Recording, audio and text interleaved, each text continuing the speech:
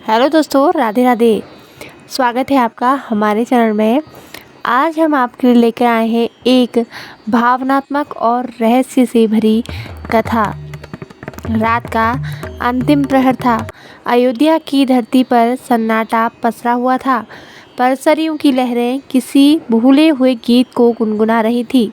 चाँद की चांदनी सरयू के जल पर पड़ती तो ऐसा लगता जैसे कोई देवी अपनी करुण आँखों से हजारों वर्षों की पीड़ा कह रही हो। किंतु क्या आपको पता है, इस निर्मल बहती नदी को श्रापित क्यों कहा गया? क्यों इसे इतना पवित्र मानते हुए भी इसका जल पूजा में अर्पित नहीं किया जाता?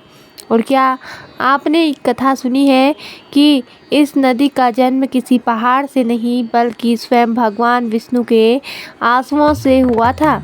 हाँ, ये कोई साधारण कथा नहीं, ये है उस माँ की कहानी जिसने अपने ही आराध्य को अपने हृदय में समा लिया, जो सहती रही संसार के ताने पर कुछ भी कहा नहीं। आज वो माँ बोलेगी, आज सरयू मैया की चुप पीड़ा की कथा कहेगी। एक राज जो सदियों से जल में बहता आ रहा है। प्राचीन समय की बात है, वो समय जब सृष्टि के पहिए पर अधर्म का धूल जमने लगा था। धरती डोलने लगी थी अपने ही बोझ से। असुरों के अत्याचार, पाप की लहरें और धर्म का ह्रास चरम सीमा पर था। देवता असमंजस में थे, पृथ्वी माता करा रही थी। वे सभी पहुँचे बैकुंठ भगवान विष्णु के द्वार। भगवान विष्णु सिंहासन पर बैठे थे, पर मौन थे, आंखें बंद, मन स्थिर। पर उनके हृदय में हलचल थी। उनकी दृष्टि में समस्त ब्रह्मांड था, पर दृष्टि थमी हुई थी मृत्यु लोक पीड़ा पर। और फिर एक क्षण ऐसा आया जब उनकी पलकों ने कांपा और दो अश्रु बिंदु उनके नेत्रों से लुढ़क पड़े।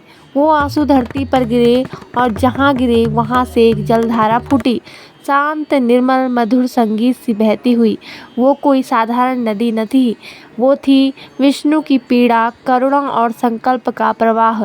देवताओं ने देखा, ये कोई गंगा या यमुना नहीं, ये तो सरयू है, जो प्रभु के हृदय का टुकड़ा बनकर धरती पर उतरी है। एक भविष्य की माँ जो राम को अपनाएगी। विष्णु मुस्कुराए और बोले, यही सरयू एक दिन मेरी लीला का साक्षी बनेगी। यही नदी मेरे राम रूप को अपने आंचल में समेटेगी, और जब मैं पृथ्वी से विदा लूँगा, यही जल मुझे वापस वैकुंठ ले जाएगा। तब से सरयू केवल जल नहीं रही, वो बनी एक माँ, एक मार्ग और एक मोक्ष की धारा। वो न कभी गंगा जैसी प्रसिद्ध हुई, न यमुना जैसी प्रिय, क्योंकि उनका स्वर करुणा का स्वर था। वो नहीं चाहती थी आरती चढ़ावे, उसे चाहिए था बस श्रद्धा और स्मरण, क्योंकि उसके हृदय में आज भी गूंजते हैं वो क्षण जो एक दिन राम मर्यादा का प्रतीक धीरे धीरे उसके जल में उतरकर विष्णु रूप में लीन हो गए थे। हाँ दोस्तों, क्या आप जानते हैं कि क्यों नहीं होता सरयू जल का पूजा में उपयोग? क्योंकि जिस जल में स्वयं भगवान समाये हों, उस जल से पूजा नहीं होती। वहाँ केवल आंखें झुकती हैं और आत्मा नम होती है।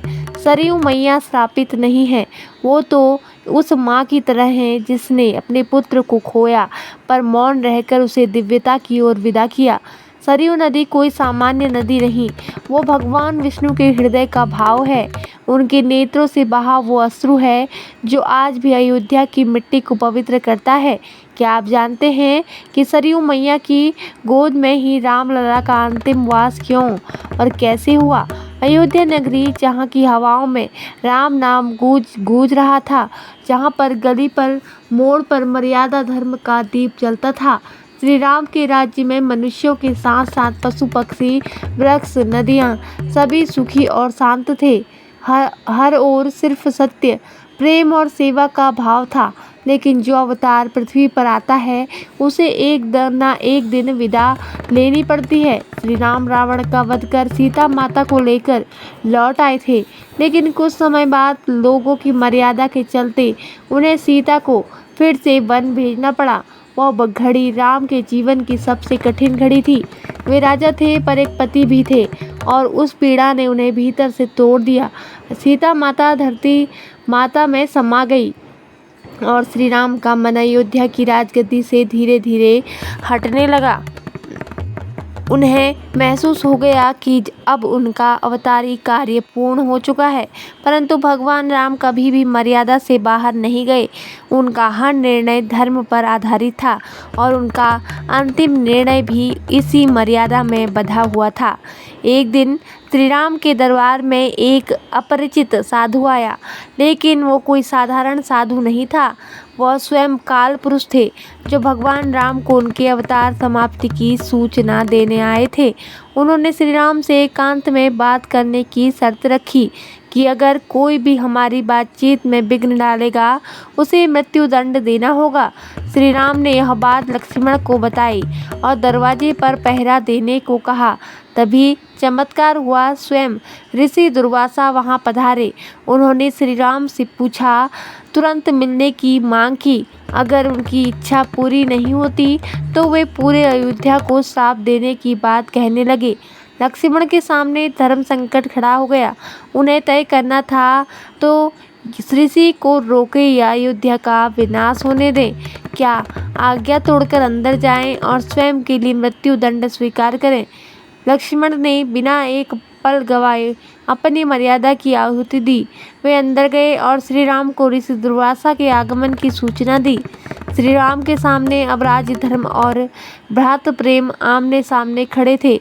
आंसू उनकी आंखों में भर आए थे, लेकिन वह राम थे जिन्होंने सीता को भी लोक मर्यादा के लिए वन भेजा था। वे लक्ष्मण को कैसे रोकते, पर उन्होंने मृत्यु दंड देने के बजाय एक और रास्ता चुना। श्री राम ने लक्ष्मण से कहा, भाई, तुम अब इस लोक में अपना कार्य पूर्ण कर चुके हो। अब समय है अपने परम स्वरूप में लौटने का। लक्ष्मण जी ने सरयू नदी की ओर प्रस्थान किया। वह शांत भाव से नदी में उतरे और ध्यान मग्न होकर जल समाधि ले ली। उस क्षण शेषनाग का दिव्य रूप प्रकट हुआ। लक्ष्मण जी अपने वास्तविक रूप में लौट गए। लक्ष्मण के बिना श्री राम का मन अयोध्या में न लगा। उन्होंने अपने पुत्र कुश को गद्दी सौंपी, भरत शत्रुघ्न से विदा ली और हनुमान से कहा, हे वीर बजरंगबली, तुम जब तक राम नाम इस पृथ्वी पर गूंजता है यही रहो, मेरे साथ मत आना। हनुमान की आंखों में आंसू थम नहीं रहे थे, पर वे जानते थे प्रभु की आज्ञा सर्वोपरि है। श्री राम सरयू नदी के तट पर पहुँचे, वहीं जहाँ उनका बचपन बीता था, जहाँ वे ऋषियों के संग बन जाते थे, जहाँ वे लक्ष्मण और भरत के साथ जल क्रीड़ा करते थे। आज वहीं सरयू मैया उन्हें अंतिम बार अपनी गोद में लेने को तैयार थी। श्री राम ने नदी किनारे खड़े होकर सूर्य को नमन किया, पृथ्वी को प्रणाम किया और धीरे धीरे नदी की ओर बढ़ने लगे। जैसे ही उनका शरीर जल में समाया, उसी क्षण एक दिव्य प्रकाश फैला। आकाश से देवगण उतरे, पुष्प वर्षा हुई और सरयू नदी का जल सोने सा चमकने लगा।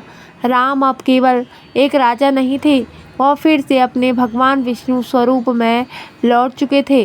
दोस्तों, आइए अब जानते हैं कि सरयू मैया श्रापित या साक्षी। लोग कहते हैं सरयू मैया श्रापित हैं क्योंकि उन्होंने श्री राम और लक्ष्मण को अपने जल में समा लिया, पर सच्चाई यह है सरयू मैया साक्षी हैं कि उस त्याग की, उस मर्यादा की, उस अवतार की जो धर्म की रक्षा के लिए आया था। आज भी जब सरयू नदी की लहरें किनारों से टकराती हैं तो ऐसा लगता है मानो वह राम लक्ष्मण के स्पर्श को याद कर भावुक हो जाती हैं। श्री राम का जीवन केवल एक कथा नहीं, बल्कि एक मार्ग है, मर्यादा, धर्म, त्याग और प्रेम का। लक्ष्मण का निर्णय हमें सिखाता है कि कर्तव्य से बढ़कर कुछ नहीं, और सरयू मैया की गोद हमें याद दिलाती है कि शांत, सच्चा अंत वह है जहाँ आत्मा परमात्मा में विलीन हो जाती है। आखिर सरयू मैया का शापित हो क्यों कहा गया है? सरयू मैया को सभी देवी समान मानते हैं, लेकिन लोग उनसे स्नान नहीं करते, पूजा करते हैं और अपने पापों से मुक्ति पाते हैं। जब भगवान राम ने धरती से विदा लेने का समय तय किया तो उन्होंने सरयू मैया के किनारे आकर जल समाधि लेने का निश्चय किया। यह स्थान आज भी गुप्तचर घाट के नाम से प्रसिद्ध है। जैसे ही भगवान राम सरयू नदी में प्रविष्ट हुए, सरयू मैया धन्य हो गई। उन्होंने सोचा, आज मेरे जल में स्वयं भगवान राम समा रहे हैं, मैं अब सबसे पवित्र नदी बन जाऊंगी। लेकिन तभी नारद मुनि वहाँ प्रकट हुए और बोले, हे सरयू मैया, तुम्हारा भाग्य महान है, परंतु यह मत भूलो, जब जब धर्म बढ़ेगा तुम्हारे किनारे खून बहेगा, राजाओं के युद्ध होंगे, निर्दोषों का लहू भी तेरे जल में घुलेगा और इसी कारण तुम्हें एक दिन श्रापित भी कहा जाएगा। सरयू मैया ने रोते हुए कहा, क्या मेरे पवित्र जल में खून बहेगा? क्या मैं कभी अपवित्र हो जाऊंगी? नारद मुनि ने उत्तर दिया, तुम्हारे जल में श्री राम समाये हैं, इसलिए तुम सदा पूजनीय रहोगी। लेकिन जब जब तुम्हारे किनारे मानवता को ठेस पहुँचेगी, जब निर्दोष बहाए जाएंगे, तो लोग तुम्हें साक्षी मानेंगे और तुम्हारे आंचल में बहा खून तुम्हें शापित कहेगा। समय बीतता गया। राजा हर्षवर्धन से लेकर स्वतंत्रता संग्राम तक कई युद्ध में सरयू के किनारे लड़े गए। कुछ निर्दोषों ने भी इसी जल में छलांग लगाई और हर बार सरयू मैया का हृदय भारी हो जाता। लेकिन आज भी लोग मानते हैं कि जो सच्चे दिल से सरयू मैया को पुकारे और अपने पापों की क्षमा मांगे, उसे वह शुद्ध कर देती हैं। सरयू मैया श्रापित नहीं, साक्षी हैं। उन्होंने युगों का दर्द देखा है। जब समाज सही राह से भटकता है, तब उनका शांत जल भी बोझिल हो जाता है। प्रेम से बोलिए, जय सरयू मैया। तो दोस्तों, आपको यह कथा कैसी लगी, कृपया कमेंट करके ज़रूर बताएं और ऐसी आध्यात्मिक और ज्ञानवर्धक कहानियाँ सुनने के लिए हमारे चैनल को सब्सक्राइब जरूर करें। धन्यवाद। जय माता दी।